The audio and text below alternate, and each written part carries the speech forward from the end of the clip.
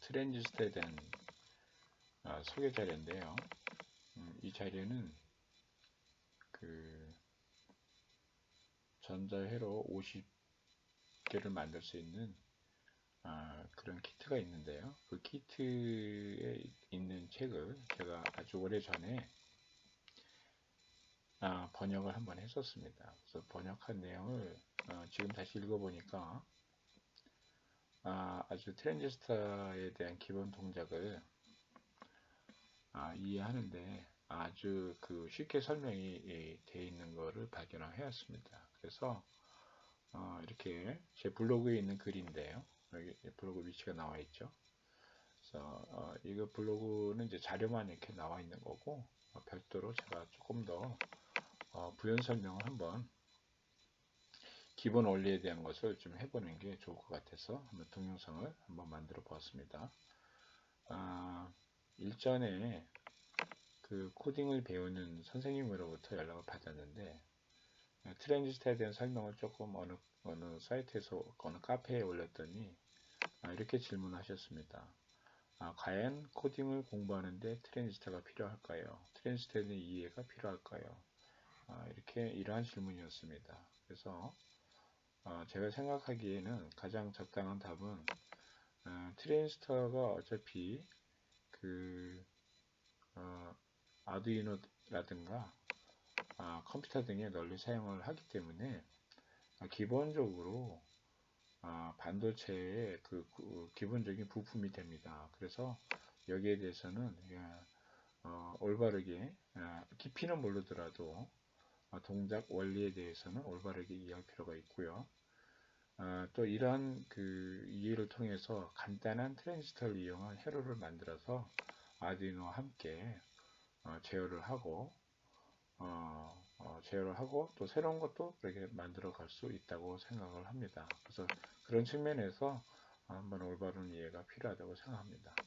그래서 많은 분들이 이제 트랜지스터의 겉모습을 보면은 이렇게 되어 있죠. 물론 이것도 이제 여러 가지 타입이 있습니다만, 여기 겉에 이제 케이스를 우리가 패키지라고 하죠. 그래서 이런 모양의 패키지를 TO92 타입이라고 합니다. 그래서 기호는 이와 같이 다리가 중간에 하나, 위에 하나, 또 아래 화살표 있는 쪽에 하나, 이렇게 해서 다리 3개 되겠습니다. 그래서 여기 실제 모습도 보면 하나, 둘, 3개의 다리가 있죠. 그래서 우리가 이 트랜지스터는 증폭작용을 한다고 이제 학교에서 많이 배우고 아이들도 배우고 있는데요. 과연 증폭작용이 어떤 것인지 거기에 대해서 좀 이제 이해를 한번 해볼 필요가 있겠습니다.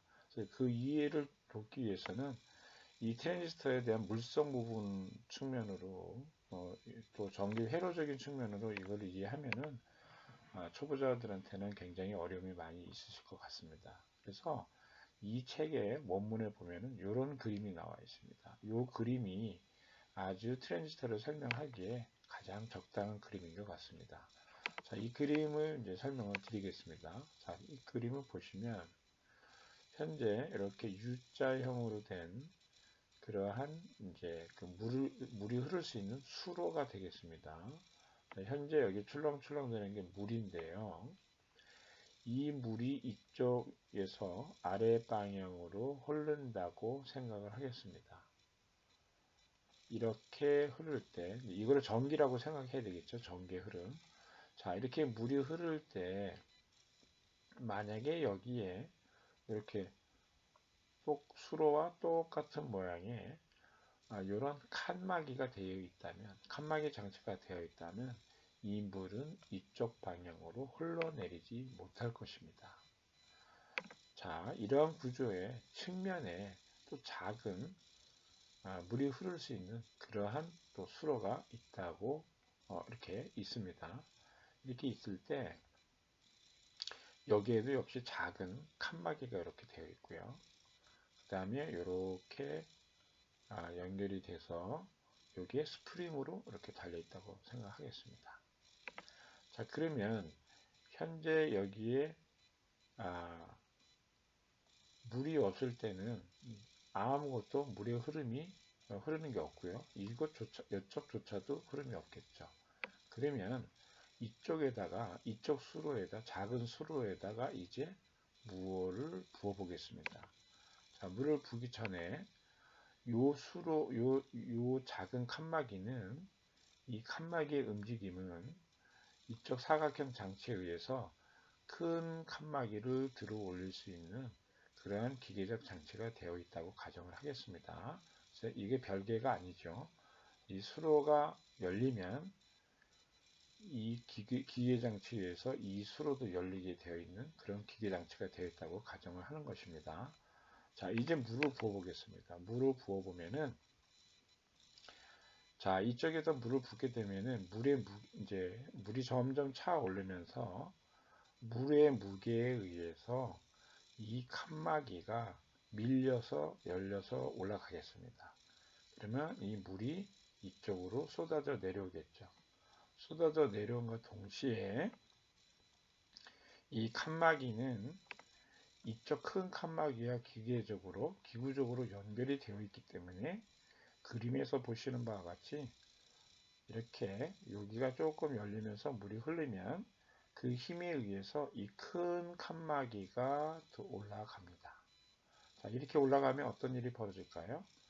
이쪽에 있던 물이 드디어 이쪽으로 내려오게 되겠죠. 그래서 양쪽의 물이 합쳐져서 이쪽으로 흐르게 됩니다. 자, 이러한 현상을 우리가 트랜지스터의 증폭작용이라고 하는데요. 트랜지스터의 증폭작용은 이 작은 물이 겉으로 봤을 때 이 작은 물에 의해서 이 큰 물의 양이 제어되는 것을 의미하는 건데요. 왜 증폭이라는 말을 썼냐 하면은 이 작은 물의 양에 따라서 이 큰 물이 제어된다는 것이죠. 자, 만약에 이 위에 그림과 같이 물이 없을 때는 물이 흘러내려오지 않습니다. 그러나 물이 조금 들어가면 이 레버가 열리면서 여기 레버도 조금 열려지게 되겠죠. 그래서 물이 어느 정도 흘러내릴 것입니다.